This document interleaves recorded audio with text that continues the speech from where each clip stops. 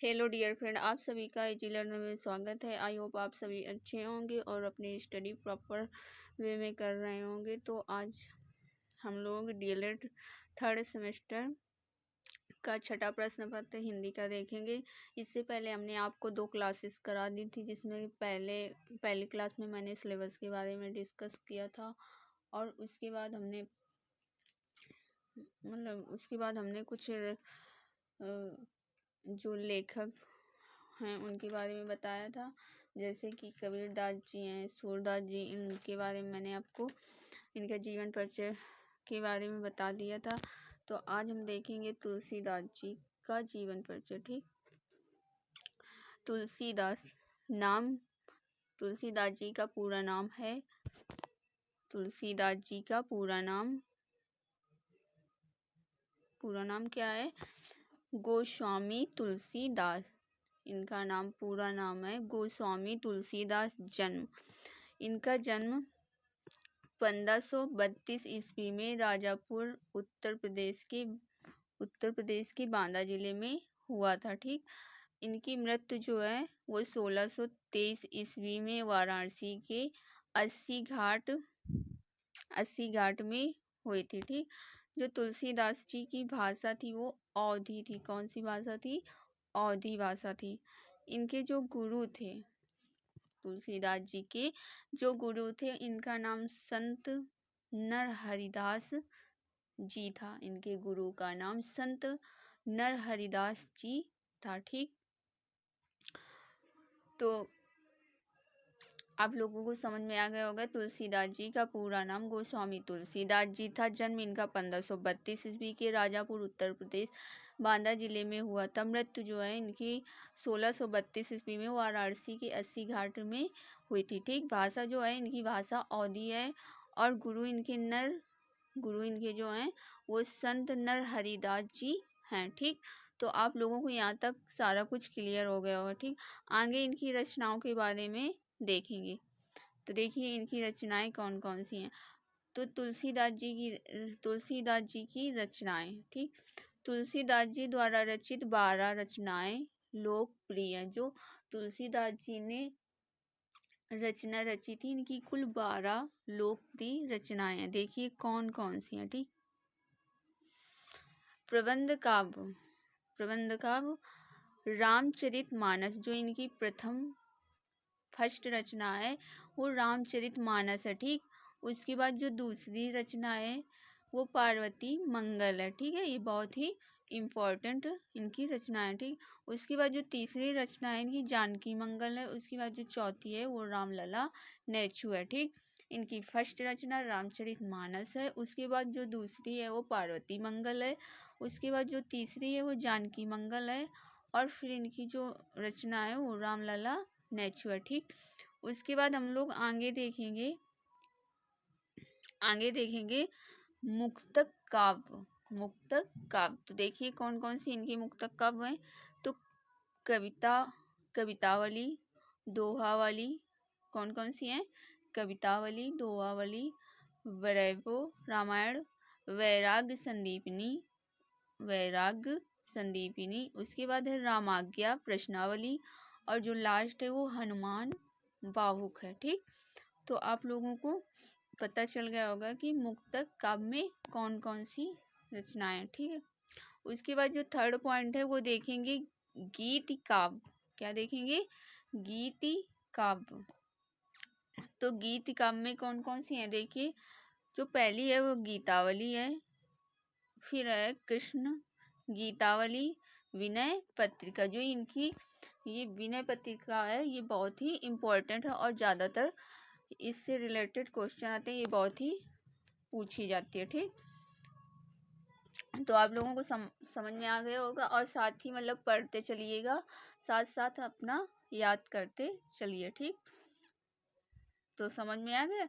तुलसीदास जी का पूरा नाम गोस्वामी तुलसीदास जी। इनका जन्म जो है 1532 ईस्वी में राजापुर उत्तर प्रदेश के बांदा जिले में हुआ था। उसके बाद इनकी जो मृत्यु है वो 1623 ईस्वी में वाराणसी के 80 घाट में हुई थी। इनकी जो भाषा है, तुलसीदास जी की जो भाषा है वो अवधी भाषा है और इनके गुरु जो थे वो संत नरहरिदास जी थे। ठीक, तो अब लोगों को समझ में आ गया। इसके बाद आगे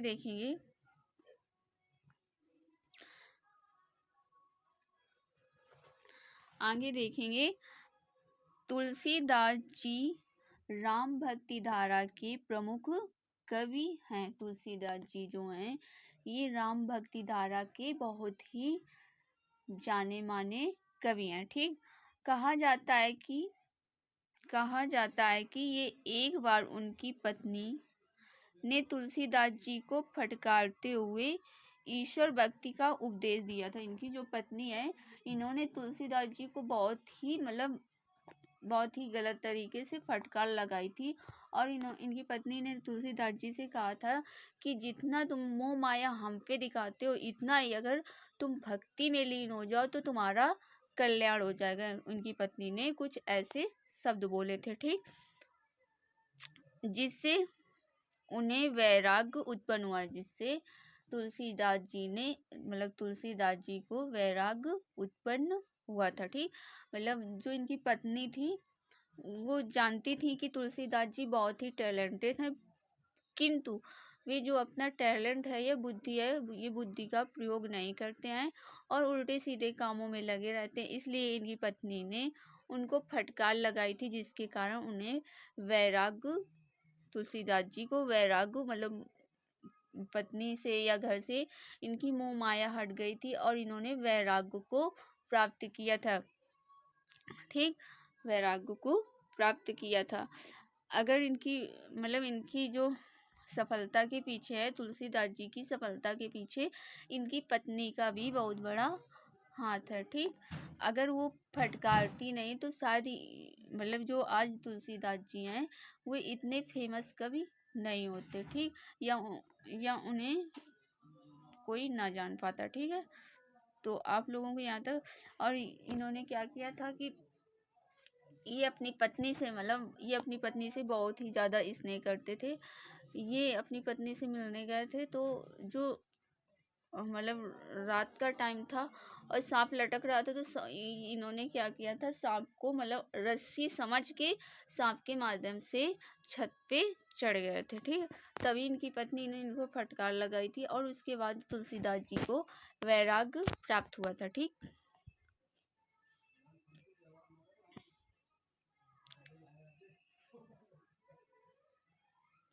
और ये जो है दोआ कह अस्ति चर्म मह दे में तामे ऐसी प्रीत, जो होती श्री राम से तो ना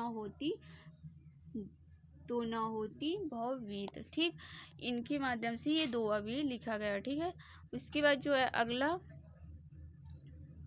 अगले जो लेखक हैं उनके ये हैं बिहारी दास जी। ठीक, तो हम लोग बिहारी दास जी के बारे में जानेंगे। ठीक है, तो इनका नाम है बिहारी।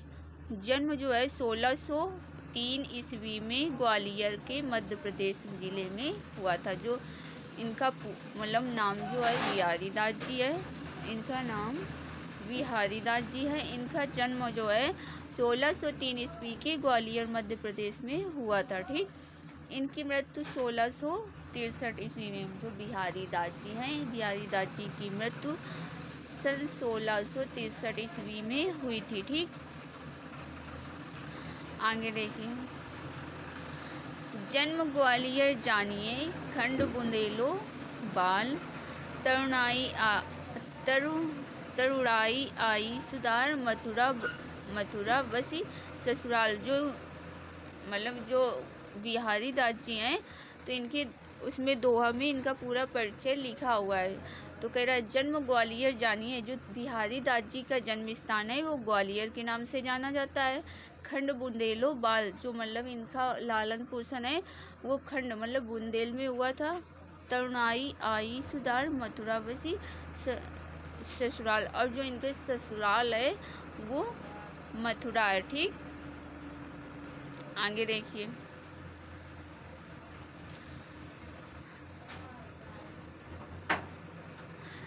बिहारी दास जी के जो गुरु थे वो बिहारी दास जी के गुरु का नाम था लाला नरहरि दास। बिहारी जी के गुरु का जो नाम था वो था लाला नरहरि दास जी था। ठीक, इनकी जो भाषा थी वो ब्रज भाषा थी। बिहारी दास जी की जो भाषा थी वो ब्रज भाषा थी। इनकी रचना मतलब बिहारी दास जी की जो रचना थी वो बिहारी सती सई थी।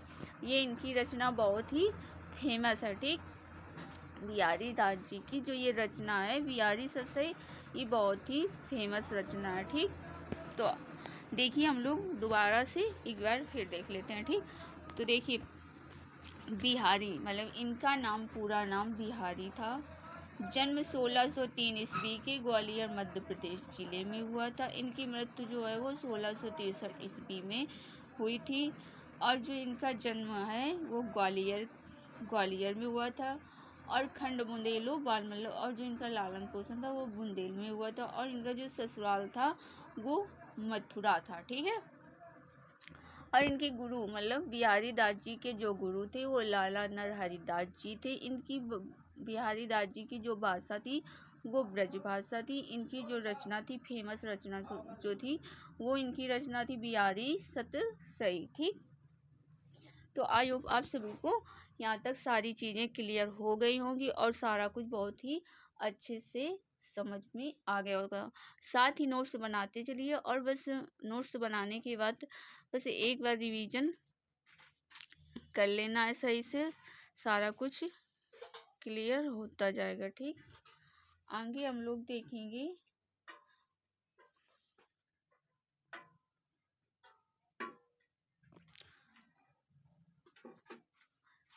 आगे है बिहारी जयपुर नरेश महाराजा सिंह के दरबारी कवि थे। जो बिहारी हैं ये जयपुर नरेश महाराजा जय सिंह के दरबारी कवि थे। कहा जाता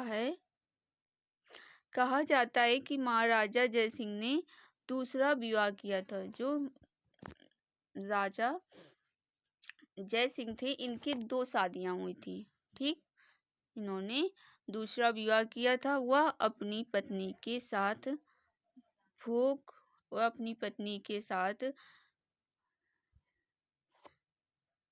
भोग विलास में व्यस्त थे। महाराजा जयसिंह की यह दशा देखकर बिहारी ने दोहा लिखकर भेजा था। ठीक, जो बिहारी दास जी थे वो नरेश महाराजा जयसिंह के दरबारी कवि थे। ठीक है, तो जो मतलब बिहारी दास जी हैं ये जय सिंह नरेश के दरबारी कब थे। इन्होंने जय सिंह नरेश की इस तरह की स्थिति देखकर इन्होंने जय सिंह नरेश के प्रति इन्होंने दोहा लिखा था। ठीक, दोहा लिखा था। तो देखिए कौन सा दोहा लिखा था। दोहा में लिखा है, नहीं पराग नहीं मधुर मधु नहीं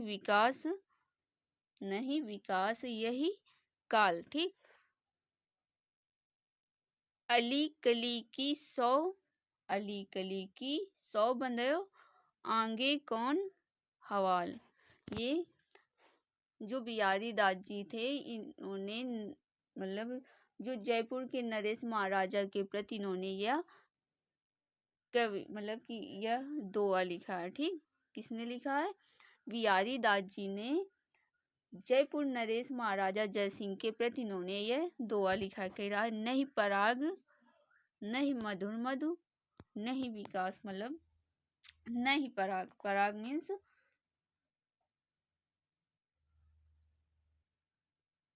पराग मीन्स होता है शहद न होना। ठीक, शहद मधु नहीं मतलब कि मधुर मीठा, मधु मीन्स शहद, और ना ही शहद में मिठास होना, नहीं विकास और ना ही विकास हो पाना।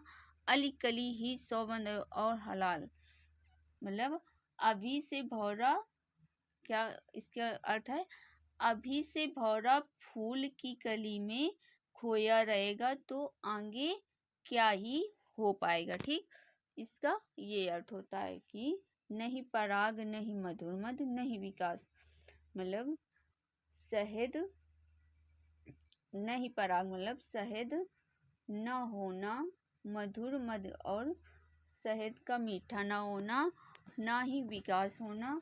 अली कली की 100 बरस आगे कौन हलाल, मतलब अभी से भौरा फूल की कलियों में खोया रहेगा, तो आगे क्या ही हो पाएगा, मतलब आगे कुछ नहीं हो पाएगा। ठीक, इसका ये अर्थ है। ठीक है,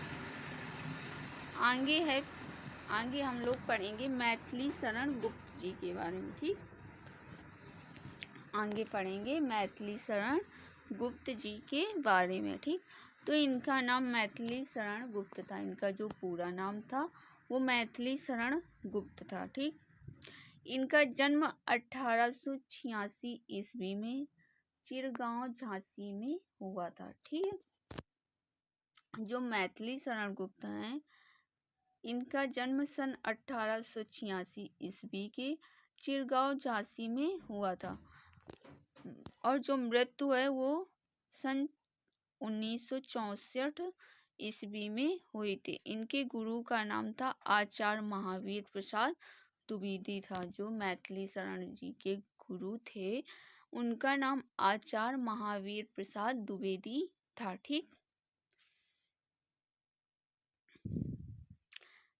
और मैथिली शरण जी की जो रचना थी वो काव्य, मतलब महाकाव्य साकेत, मंगल प्रसाद,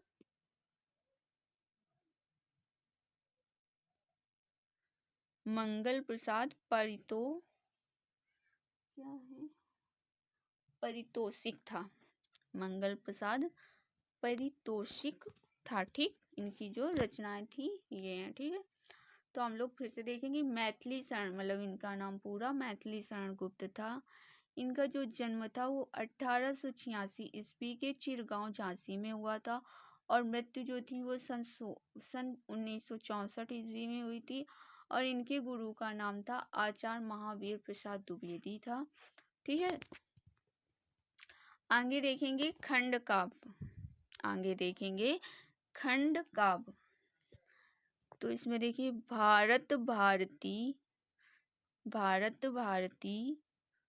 कामा स्वदेश संगीत पंचवटी कामा शकुंतला कामा विष्णु प्रिया। उसके बाद है यशोधरा कामा प्रदक्षिणा। उसके बाद है वैतालिका कामा वन वैभव, जयद्रथ वध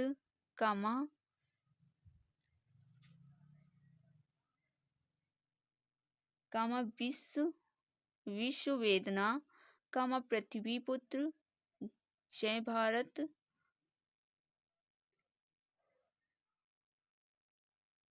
कामा कुणाल गीत।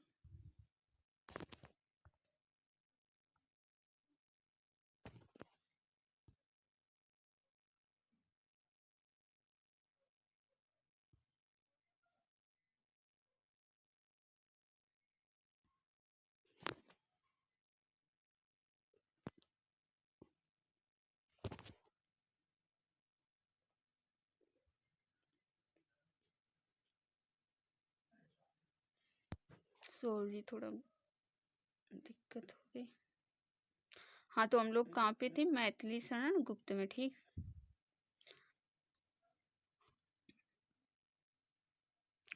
कुणाल गीत था। उसके बाद जो था हमारा रंग में भंग, ये लास्ट है, रंग में भंग। ठीक, रंग में भंग। आगे देखेंगे अयोध्या सिंह उपाध्याय हरिऔध।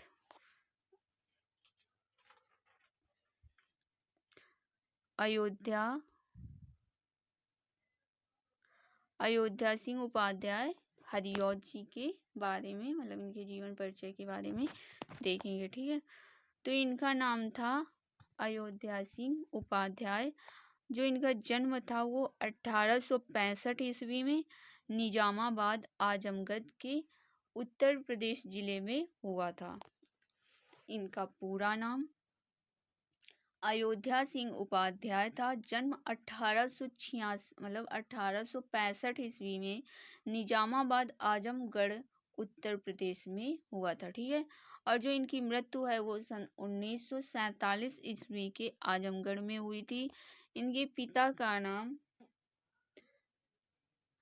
पिता का नाम भोला सिंह उपाध्याय था। इनके पिता का नाम भोला सिंह उपाध्याय था। इनका उपनाम जो था वो हरिऔध था। इनका उपनाम था हरिऔध था और जो पूरा नाम था वो अयोध्या सिंह उपाध्याय था। ठीक। काल देखिए, आधुनिक काल द्विवेदी युग के नाम से जाना जाता है। इनकी जो भाषा थी, अयोध्या सिंह उपाध्याय जी की जो भाषा थी वो भाषा हिंदी थी। ठीक।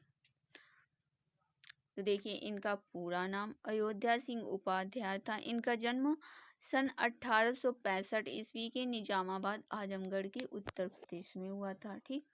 इनकी जो मृत्यु थी वो 1947 ईस्वी के आजमगढ़ में हुई थी। इनके पिता भोला सिंह उपाध्याय था। उनका नाम और अयोध्या सिंह जी का उपनाम जो था वो हरिऔध था। काल जो थी वो आधुनिक काल द्विवेदी युग थी। ठीक है। और इनकी जो भाषा है वो हिंदी भाषा थी। अयोध्या सिंह जी की जो भाषा है वो हिंदी भाषा थी। ठीक है। आगे देखिए रचनाएं के बारे में। इनकी जो रचना थी मौलिक काव्य कौन कौन थी? प्रिप्रवास, कामापद, प्रसून, वैदेही वनवास, कामा, परिजात, कृष्ण शतक, प्रभाम्बु प्रवाह, कामा, प्रेमाम्बु, वरिधि, रसिक रहस्य, कामा पद प्रमोद, कामा बोलचाल, कामा फूल पत्ते, कामा पवित्र पर्व, कामा मर्व स्पर्श, कामा सत्यसई।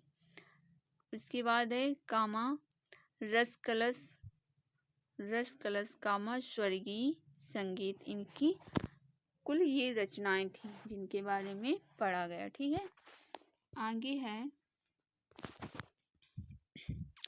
आगे देखेंगे इनके उपन्यास। ठीक। इनका जो उपन्यास था वो है ठेठ हिंदी का ठाठ अधि खिला फूल। क्या है? ठेठ हिंदी का ठाठ अधि खिला फूल। ठीक है। और इनका जो नाटक है, हरिऔध जी का जो नाटक है वो है रुक्मणी परिणय और प्रद्युम्न विजय व्यायोग। ठीक। ये इनके कुछ नाटक हैं। ठीक है। आगे इनकी आलोचना के बारे में पढ़ेंगे। आगे आलोचना के बारे में तो देखिए इनकी कौन कौन सी आलोचना है।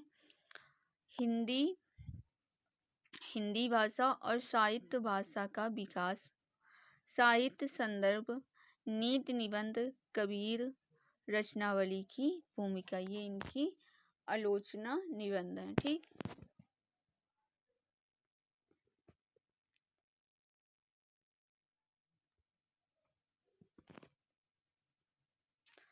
साहित्य में स्थान, जो हरिऔध जी हैं इनका साहित्य में स्थान के बारे में देखिए। तो हरिऔध जी का आधुनिक काल के प्रथम महाकवि थे। जो हरिऔध जी हैं ये आधुनिक काल के प्रथम कवि थे, मतलब कि सर्वप्रथम कवि थे या पहले, मतलब सबसे पहले, प्रथम मीन्स सबसे प्रथम कवि थे। ठीक है। तो आई होप आप लोगों को यहाँ तक सारा कुछ क्लियर हो गया होगा। ठीक। अब हम लोग अगले दिन जो है देखेंगे, अगले दिन हम लोग पढ़ेंगे महादेवी वर्मा के बारे में। ठीक। तो आज तक जो आज की क्लास थी ये हमारी यहीं तक थी। ठीक। अगर आप लोगों को क्लास अच्छी लगी तो साथ में कमेंट और लाइक शेयर सब्सक्राइब भी कर दिया करिएगा। ठीक। और अपने दोस्तों तक शेयर कर दीजिए जिससे कि हम लोगों को भी मोटिवेशन मिल सके आपके लाइक कमेंट ही हम लोगों का मोटिवेशन बढ़ाते हैं। तो प्लीज़ आप लोग लाइक भी कर दिया करिए और साथ ही सब्सक्राइब कर दिया करिए। ठीक, तो जो हमारी क्लास थी ये आज तक की यहीं तक थी। अब मिलते हैं नेक्स्ट क्लास में। ठीक।